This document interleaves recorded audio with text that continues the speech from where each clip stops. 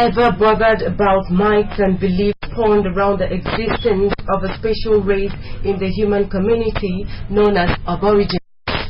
Ponder no further. There are people from groups that existed in Australia and surrounding islands prior to European colonization, dating about 50,000 years. Stay with Samuel Ayara as it takes us through the history of contemporary issues about Aborigines in the following report. About 3% of the Australian population, the Aborigines are broadly related as part of what has been called the Australoid race, with significant differences in social, cultural, and linguistic customs between the various Aboriginal and Torres Strait Islanders. The word Aborigine is a coinage of two Latin words, ab, meaning from, and origo, origin, and was used in Australia to describe its indigenous people as far back as 1789. Over time, so much negativity was attributed to referring to an individual as an Aborigine, which only found growing acceptance in the 1980s when they chose to be referred to as blackfellows, seeing their status as Aboriginal Australians less offensive. Aboriginal Australians include many regional groups such as Munawari, Kuri, Ngunnawal, Gure, Modi, Nyunga, Jamad, Nunga, Tiwi, etc. Believed to be descendants of a single migration into the continent, a people that split from the first modern human population to leave Africa about 75,000 years ago. Their Melanesian and Papuan admixture makes them more closely related to Central and South Asian population. Recent work on mitochondrial DNA suggests a founder population of between 1,000 and 3,000 women to produce the genetic diversity observed, suggesting that the initial colonization of the continent would have required deliberately organized sea travels. They are suspected to have lived a long time in the same environment with the now extinct Australian megafauna. Living as foragers and hunter-gatherers, Aborigines were semi-nomadics, moving according to food availability as seasons changed. Their mode of life and material culture vary from region to region, with some permanent settlement and agriculture in some parts. The 1960s marked a shift in Aboriginal rights and a time of growing collaboration between Aboriginal activists as they were granted rights to vote by a Commonwealth legislation in 1962, braving previous efforts to bar their enlistment, as over 1,000 indigenous Australians fought in the First World War. Both remote and urban populations have adverse ratings on a number of social indicators, including health, education, unemployment, poverty, and crime, with life expectancy, despite poorly identified official figures, pegged at 59 years for men and 64 for women, according to a 2005 study. With an ever-increasing crime rate, the 2009 imprisonment figure for Aborigines was 14 times higher than non-Aborigines, with majority of convictions stemming from associated substance abuse. Aborigines also have a roll call of prominent people such as King George III, Albert Namatjira, a painter, with Neville Brunner, Aden Ridgway, Ken White, Novas Perez, and Linda Bonney being the only few to have been elected to the Australian Federal Parliament. Wherever doubt is raised about the Aborigines, do well to advance that they were the original inhabitants of the Australian continent. From the Aboriginal Archives, Samuel Ayara reporting. A 23-member executive to run the affairs of the 6th chapter of the Integrated Rice Farmers Association of Nigeria, IFAN, has been inaugurated. It has Pastor Emmanuel Simon Togidem as chairman, Etubom Solomon Udo as vice chairman, and the Reverend Imede Udo as the secretary.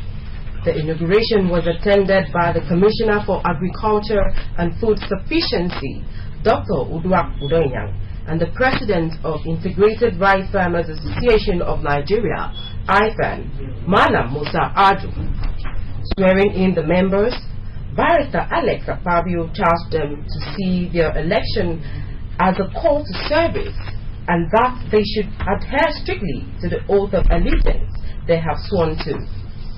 The Commissioner for Agriculture, Dr. Uba Udoyang, said the current administration in the state was determined to make food available for the people. Represented by the Director, Veterinary Service in the Ministry, Dr. Oborobot, the Commissioner said the state has signed a Memorandum of Understanding with Abakaliki Rice Mill and urged the farmers to double up efforts, noting that government will assist them to sell at reasonable prices. He disclosed twice to build a standard rice mill in the state. The Commissioner donated to the association an office at the Maple Street and promised them technical support. To make sure every time we have rice they can obtain from us. The MOU is already signed with the ministry.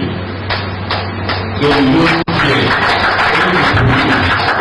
The ministry will help you to obtain it and sell directly to those people at a reasonable cost. That is just temporary arrangement. Plan down the way to make sure we have a standard rice mill in Akwa Ibom State.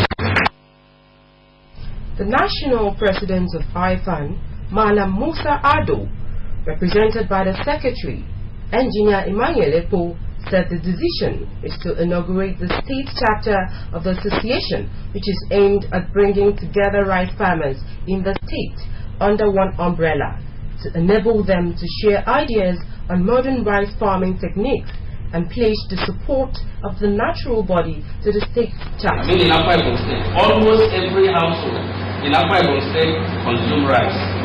I wish to say here that Akwa Ibom State, as one of the coastal states in the country, is blessed with vast rice-friendly land. If these natural resources are properly utilized, Akwa Ibom State can produce enough rice to feed the state and even sell to other nearby states. The South-South and Southeast Coordinator of Integrated Rice Farmers Association of Nigeria, Apostle Daniel Obong, listed the objectives of the association to include promoting the cultivation of rice in commercial quantity, enlightening members on modern rice cultivation techniques, establishment of cooperative society for members, and the establishment of a rice processing mill in the country. In his inaugural address, the state chairman of IFAN, Pastor Emmanuel Ntobidem, thanked members of the association for the confidence reposed in him and called on them to support the executive to enable them to take the association to greater heights. High point of the occasion was the conferment of an award of excellence on some deserving individuals for their contributing efforts in the upliftment of IFAN. To end the news, a second look at the top story. The wife of the state governor, Mrs. Martha Udom Emmanuel, has harped on the need of mothers to go an extra mile to protect their children from abductors and kidnappers.